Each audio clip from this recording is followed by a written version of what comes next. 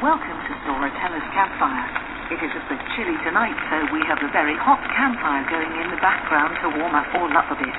We hope you enjoy this.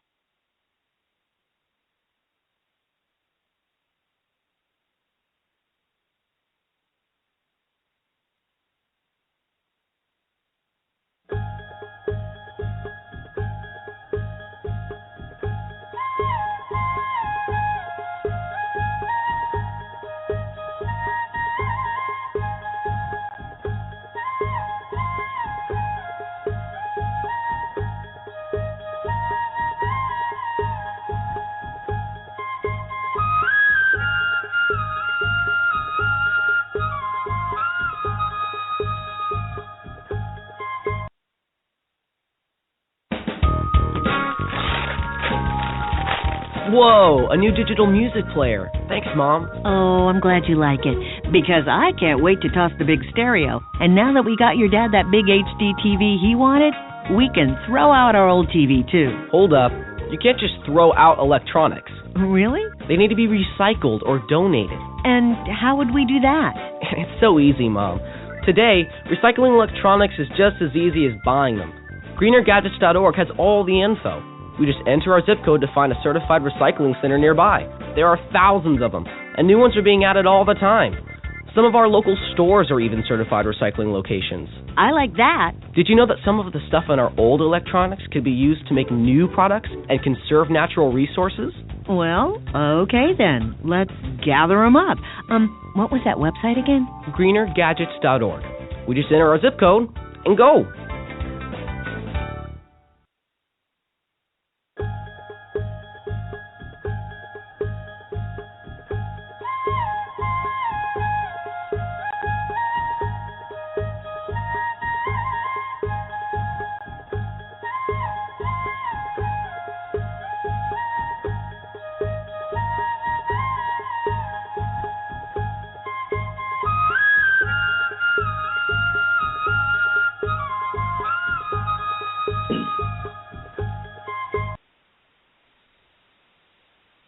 Good evening. This is Charlie Checkers hosting a very special show tonight. And joining us is the most distinguished and prestigious Marble Award winner, Tanya J. Peterson, author of Losing Elizabeth, with credentials such as a nationally certified counselor, and she has personal experience with mental health care. She's a novelist and columnist. She uses her writing to increase understanding of and compassion for people living with mental illnesses. Her book, Losing Elizabeth, received Storytellers-Campfire 2015 Marble Book Award in February, their highest honor reserved for a book that has been made significant difference in the world. Additionally, she is a weekly columnist for HealthyPlace.com's Anxiety Schmanxiety blog. She writes articles to help readers understand and overcome difficulties with anxiety disorders. Before we get to our featured presentation, just a few quick announcements to remind our listeners that this Wednesday on Storytellers, Rick Gelhausen will be discussing the streets of Laredo, the history and the music. Then on May 1st, our campfire musicians, Runaway Train Bluegrass Band, will be here, and you don't want to miss that.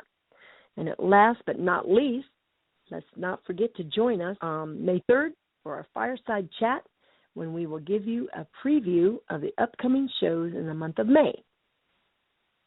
Now for a short commercial break.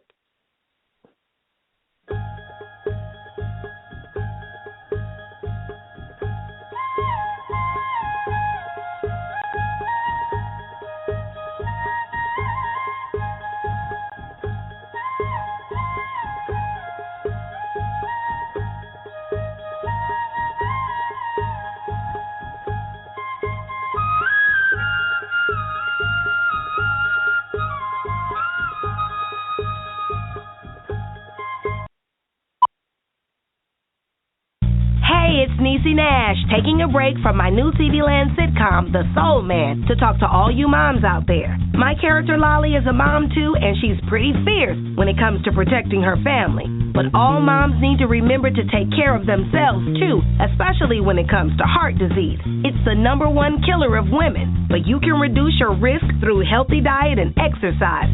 So spread the word and take care of yourself. Find out more at GoRedForWomen.org.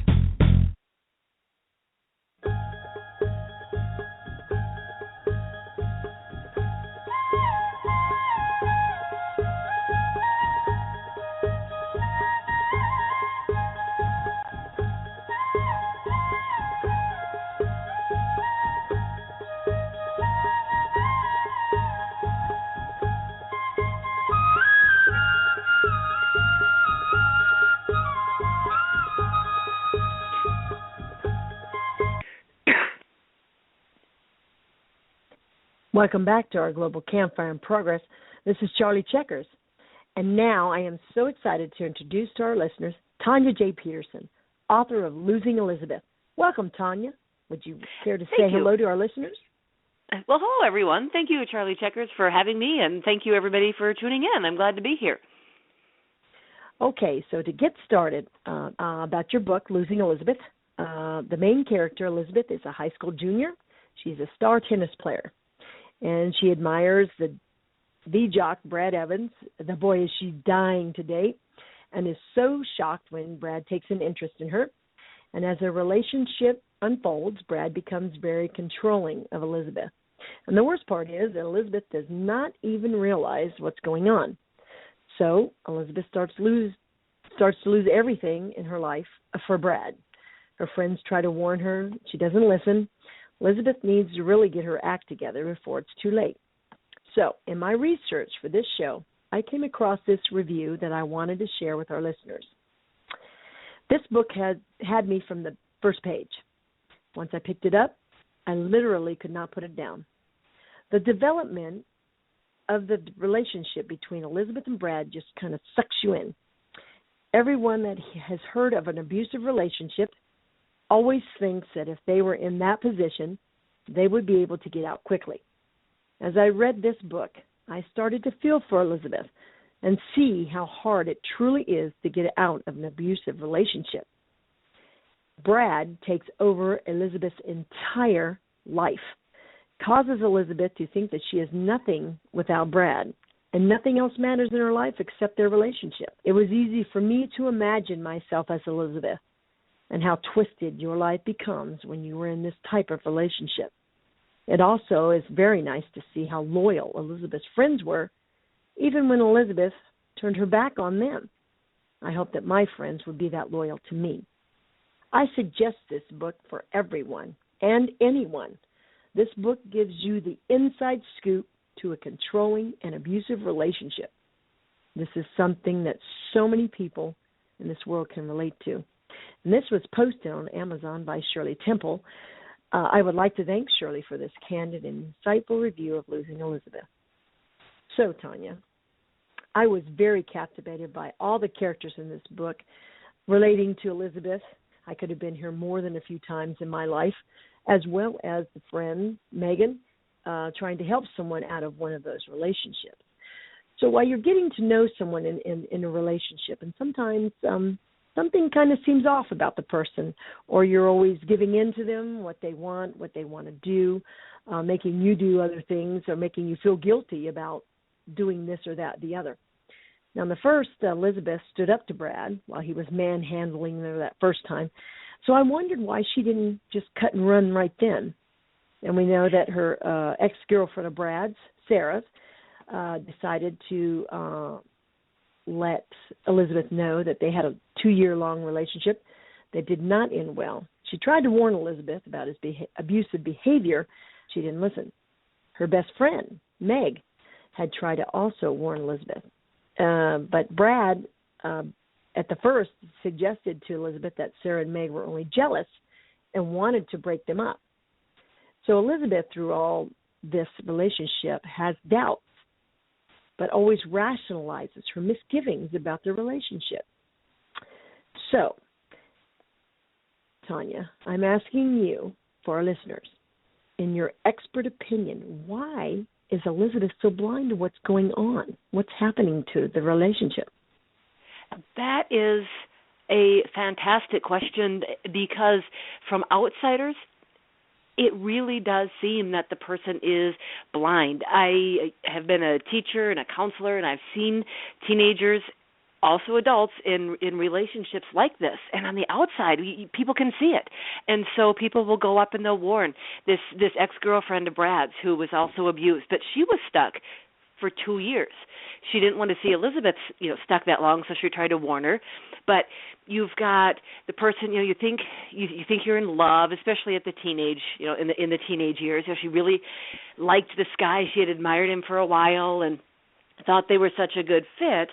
But the problem with an abuser, with a controller, is they don't start out controlling, and they don't start out as abusive, as overtly abusive, because then, like you said, they would just turn and leave.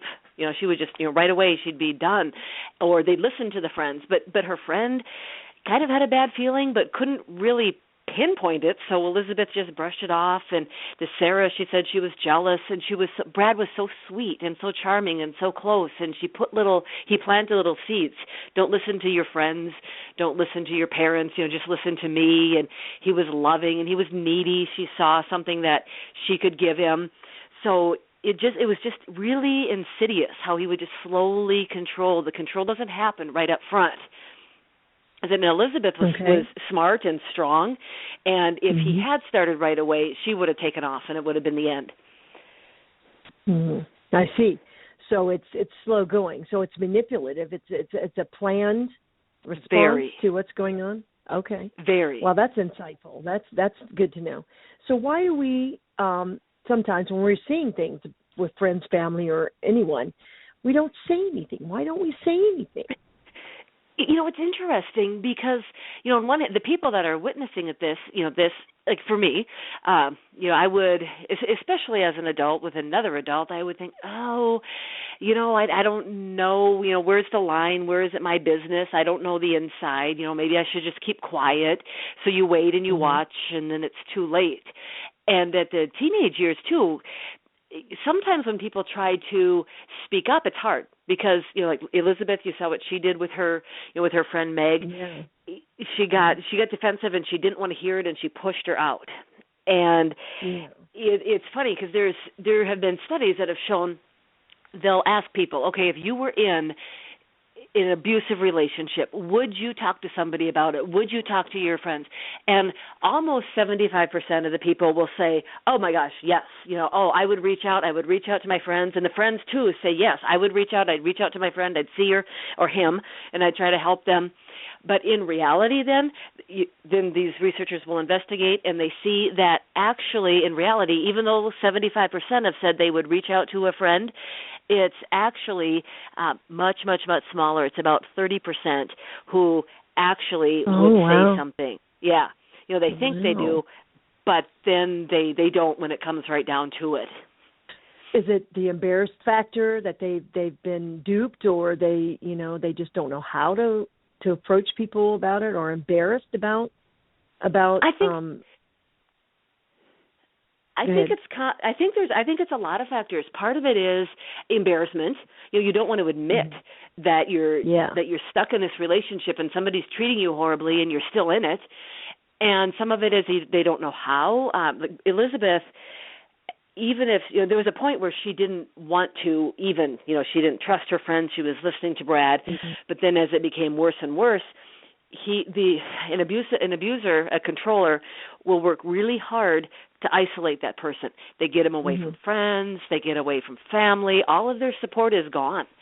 And who do you turn to? You've alienated everybody. So there's that factor as well. Yes.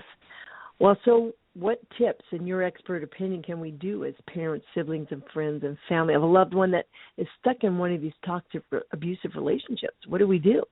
I think one of the biggest things is to talk or open up communication. Less than 25% of families actually talk about abusive relationships.